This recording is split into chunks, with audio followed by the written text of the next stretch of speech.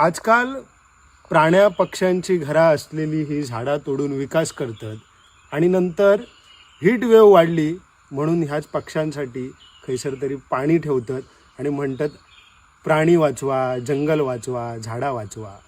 पण आमचे पूर्वज भयंकर हुशार होते.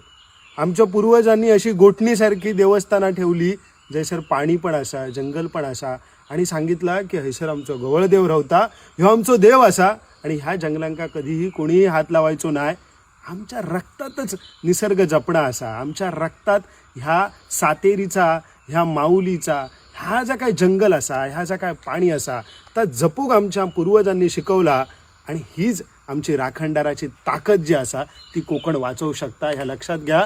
तर माझ्या कोकणातल्या तरुणांनो, माझ्या भावांनो, बहिणींनो, ह्या 13 जूनपासून मी कणकुंबीच्या आमच्या माऊलीच्या देवळापासून ते सोनुर्लीच्या माऊलीच्या देवळापर्यंत राखणदार यात्रेच्या पहिल्या टप्प्यात सुरुवात करतोय.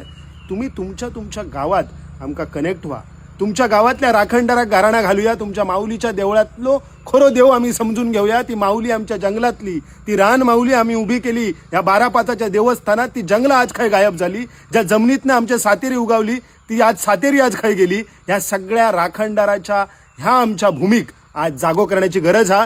मी चलतय ह्या कोकणातसून, या जंगलातसून, तुम्ही माका साथ द्या आणि ह्या कोकण वाचवण्यासाठी आपण सगळेजण एक जाऊया आणि राखणदार बनान, या भूमीचे खरे रक्षक बना.